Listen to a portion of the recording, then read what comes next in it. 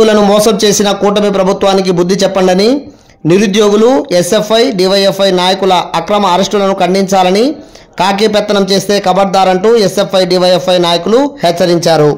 అభ్యర్థులు రోస్టర్ విధానంలో తప్పులను సరిచేసిన తర్వాత పరీక్షలు నిర్వహించాలని మొదటి నుంచి పోరాటం చేస్తూ వస్తున్న గత 3 రోజుల నుండి తీవ్రమైన ఆందోళనలు రాష్ట్ర వ్యాప్తంగా జరుగుతున్న ఆందోళనలు నీరుగార్చడానికి రాష్ట్ర విద్యాశాఖ మంత్రి నారా లోకేష్, రాష్ట్ర ముఖ్యమంత్రి చంద్రబాబు నాయుడు తీవ్రంగా కృషి చేసి చివరి వరకు మాయమాటలు చెప్పి నమ్మించి నిరుద్యోగులను తీవ్రంగా మోసం చేశారని ఎస్ఎఫ్ఐ డివైఎఫ్ఐ నాయకులు ఖండించారు.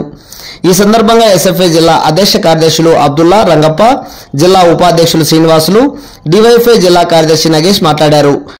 నిరుద్యోగులకు మాయమాటలు చెప్పి నట్టేట ముంచినటువంటి ఈ రాష్ట్ర ప్రభుత్వ వైఖరిని తీవ్రంగా ఖండిస్తున్నాము.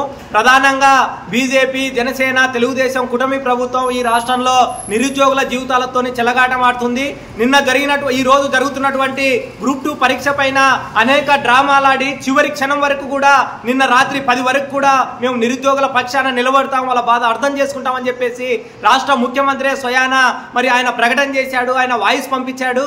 కానీ రాత్రి 10 గంటల తర్వాత ఏపీపీఎస్సీ నుండి మేము రేపు యథాతథంగా పరీక్ష నిర్వహిస్తున్నామని చెప్పారు. అంటే మరి ఇన్ని రోజులు 3 రోజుల పాటు నిరుద్యోగులకు మాయమాటలు ఎందుకు చెప్పారని చెప్పేసి ఈరోజు డివైఎఫ్ఐ ఎస్ఎఫ్ఐగా మేము ప్రశ్నిస్తున్నాం. తక్షణమే రాష్ట్ర ప్రభుత్వం నిరుద్యోగులకి ఏదైతే గందరగోళంలో పడేశారో దీనందుకు బాధ్యత వహించాలని చెప్పేసి, ముఖ్యంగా నిరుద్యోగులు కూడా ఈ సందర్భంగా ఈ ప్రభుత్వం యొక్క కమట ప్రేమని, నిరుద్యోగుల పట్ల వీళ్ళకు ఉన్నటువంటి ప్రేమని అర్థం చేసుకోవాలని చెప్పేసి, ప్రధానంగా నిరుద్యోగుల్ని మోసం చేశారు కాబట్టి నిన్న గ్రూప్ 2 అభ్యర్థుల్ని, మొన్న డిఎస్సీ అభ్యర్థులకు కూడా తొలి సంతకం పెట్టేసి 8 నెలలైనా పట్టించుకోకుండా ఆపేశారు. అంతకంటే ముందు కానిస్టేబుల్ అభ్యర్థులకు కూడా న్యాయం చేస్తామని చెప్పేసి కోర్టులో ఇప్పటిదాకా కేసు క్లియర్ చేయలేదు.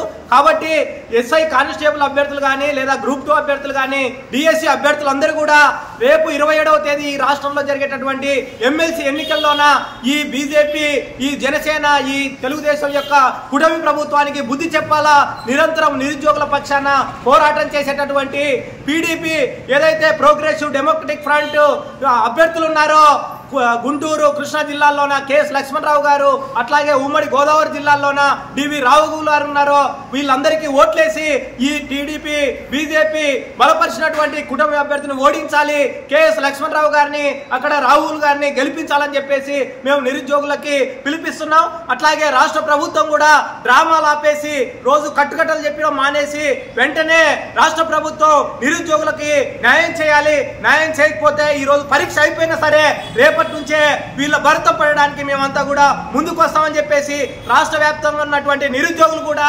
గ్రాడ్యుయేట్ ఎన్నికలు జరుగుతున్నటువంటి జిల్లాలకి రండి, కదిలి రండి, ఈ జిల్లాల్లోన మనం బాగా చేద్దాం. ఖచ్చితంగా మనల్ని మోసం చేస్తున్నటువంటి ఈ కూటమి ప్రభుత్వం. ఈ వార్తలు ఇంతటితో సమాప్తం. తిరిగి రేపటి వార్తల్లో కలుసుకుందాం. నమస్కారం.